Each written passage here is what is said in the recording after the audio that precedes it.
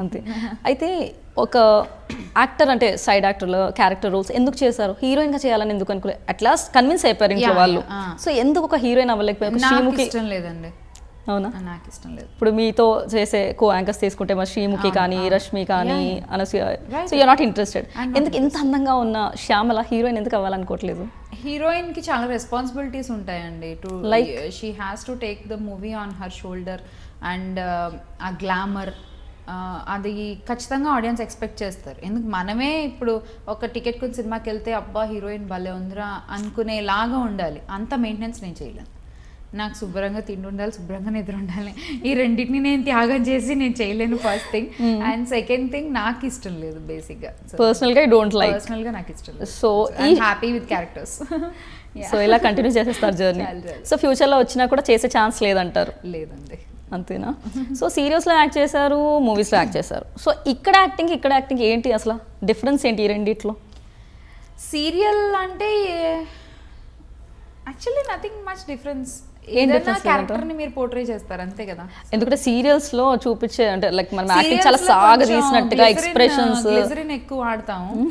నేను చేసిన villain characters, so నాకు గ్లిజరిన్ తో కూడా పని లేదు. నా కళ్ళు ఎప్పుడు ఇలా ఇలా పెట్టి చూడడం. సో నెగిటివ్ రోల్స్ చేశారు? నెగిటివ్ రోల్స్ చేశాను నేను. కాదు, అక్కడ సీరియల్స్ లో ఎలా ఉంటుందంటే మనం కొంచెం ఎక్కువగా రియాక్ట్ అవ్వాల్సి వస్తుంది కొంచెం, బికాస్ అలా ఉంటుంది కదా. మూవీస్ లో అంత ఓవర్ రియాక్ట్, మూవీస్ లో అంత అవసరం లేదు. ఇది actually lot of difference. Have to tell you, ఒకలేలా కోసం చేస్తున్నప్పుడు నేను ఫస్ట్ డే కెమెరా ముందుకు వెళ్ళి నించుని డైలాగ్ ఇచ్చారు. నేను చెప్పేస్తుంటే నాకు బాగా అలవాటు ఏంటంటే నేను మాట్లాడేటప్పుడు నా ఐబ్రోస్ ఎక్కువ కదులుతాయి. సో అది నాకు చాలా అలవాటు. సో మూవీ కెమెరాలో ఏంటంటే చాలా కంపోజ్డ్గా ఉంటుంది ఫ్రేమ్, దట్ ఎవ్రీ డీటెయిల్డ్ చాలా బాగా తెలుస్తుంది స్క్రీన్ మీద. నువ్వు ఎక్కువ ఇది కలిపి ఎక్కువ ఇట్లా చిట్లించి ఇట్లా చూసి చెప్తే అది చాలా సీరియల్లో బాగుంటుంది, చిన్న తెర మీద బాగుంటుంది. But when coming to 70mm screen అది నీకు చాలా హాట్గా కనిపిస్తుంది అని చెప్పి విజయ్ గారు ఎప్పుడు చెప్తూ ఉండేవారు అన్నమాట, డైరెక్టర్. నాకు అది అలవాటు తప్పించుకోవడానికి చాలా చాలా టైం పట్టింది. నోరు ఎక్కువ ఓపెన్ చేసి ఇది వరకు I use to talk like that serials లో. బట్ అది ఒక్కటి నేను డిఫరెన్స్ గమనించాను. సో 15 to 20 టేక్స్ తీసుకునేవారంట డైరెక్టర్. Is it so? ఆయన అస్సలు కాంప్రమైజ్ అవ్వరండి. అస్సలు నువ్వు రెప్ప 2 సార్లు కొట్టావు అంటే అది డిస్టర్బ్ అవుతుంది ఆడియన్స్ ఐ కాంటాక్ట్. సో నువ్వు మళ్ళీ చేయాలి. సో అది నాకు స్టార్టింగ్ లో కొంచెం కష్టమైంది. సినిమా అయిపోయే టైంకి అలవాటైంది. అది లౌక్యంకి ప్లస్ అయింది. ఫ్యూచర్ లో కూడా యూజ్ అవుద్ది. అంతే కదా. సో టోటలీ ఎన్ని నెంబర్ ఆఫ్ మూవీస్ చేశారు? గుండెల గోదావరి, లౌక్యం, ఒకలేల కోసం, బెంగాల్ టైగర్, అంతే 4. ఇప్పుడు ప్రెసెంట్ ప్రాజెక్ట్స్ ఏమైనా చేస్తున్నారు? ఏం లేదండి. మూవీస్ ఏం లేదు. షోస్ ఇప్పుడు ఇంతవరకు చేసిన షోస్ లో ఎన్ని ఇయర్స్ జర్నీ అనుకోవచ్చు మీ యాంకరింగ్ జర్నీ? 2010 అంతే. 2010 ఎండింగ్, 2010 అనుకున్నా. ఒక 8 years వేసుకోవచ్చా? 8 years జర్నీలో అసలు ఏం నేర్చుకున్నారు శ్యామల గారు? 8 years జర్నీలో చాలా నేర్చుకున్నాను. వన్ థింగ్ ఏంటంటే always you have your thing. నీ కోసం నీ పెట్టింది నీకు ఉంటుంది. సో ఎప్పటికైనా సరే. సో పక్కన వాళ్ళకి ఒకటి వచ్చిందని చెప్పి నీకు రాలేదని చెప్పి నువ్వు బాధపడాల్సిన అవసరం లేదు. సో డెఫినెట్గా if people want you, people need you, they will come to you అనేది నాకు అర్థమైంది. సో అదైతే నేర్చుకున్నాను. ఇది వరకు చాలా అంటే తెలియదు కదా. సో చాలా ఫీల్ అయిపోయేదాన్ని, నాకేంటి నాకేంటి తక్కువ, నాకేంటి ఎందుకు రావట్లేదు అని చాలా ఉండేది. So but after some time that people need this, ఖచ్చితంగా కావాలి. But take some time. నీ అవసరం వచ్చినప్పుడు జనాలు ఖచ్చితంగా నేను కోరుకుంటారు అనేది నాకు తెలిసి వచ్చింది. సో అదైతే నేర్చుకున్నాను.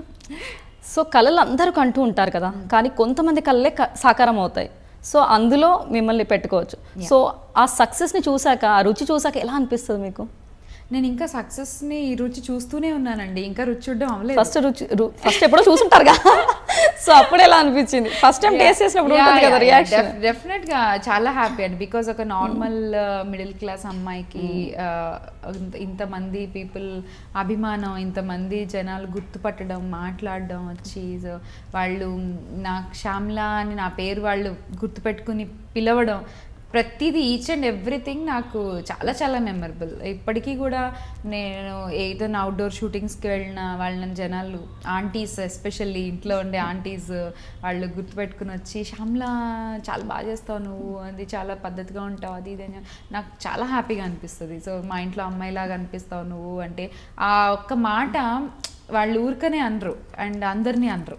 ఎగ్జాక్ట్లీ, అదైతే నాకు ఆ చాలా కాంప్లిమెంట్స్ అక్కడ నింపేసుకుంటారు. సో చాలా మంది ఫ్యాన్స్ పెరిగిపోయారు. సో ఇందాక మిడిల్ క్లాస్ ఫ్యామిలీ అన్నారు కదా, అసలు మీ నేటివ్ ప్లేస్ ఎక్కడండి? కాకినాడ, తూర్పుగోదావరి జిల్లా. సో మీరు ఒక్కరేనా డాటర్? అంటే మా మమ్మీకి అంటే నేను చాలా లేట్ అనమాట. సో నాకంటే ముందు they have adopted girl child. Okay. So అక్క ఉంది.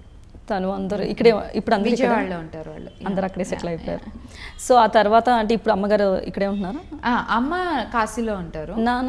నాన్నగారు నాకు 1 year ఉన్నప్పుడే చనిపోయారు. So I never seen him. So నాకు తెలియదు అసలు. ఓకే. కానీ ఇంత కష్టాల్లో ఇప్పుడు మీరు చెప్పిన దాన్ని బట్టి చూస్తుంటే ఒక సింగిల్ పేరెంట్ ఇంత చేయడం అంటే చాలా కష్టాల నుంచి మీకు పైకి వచ్చారు.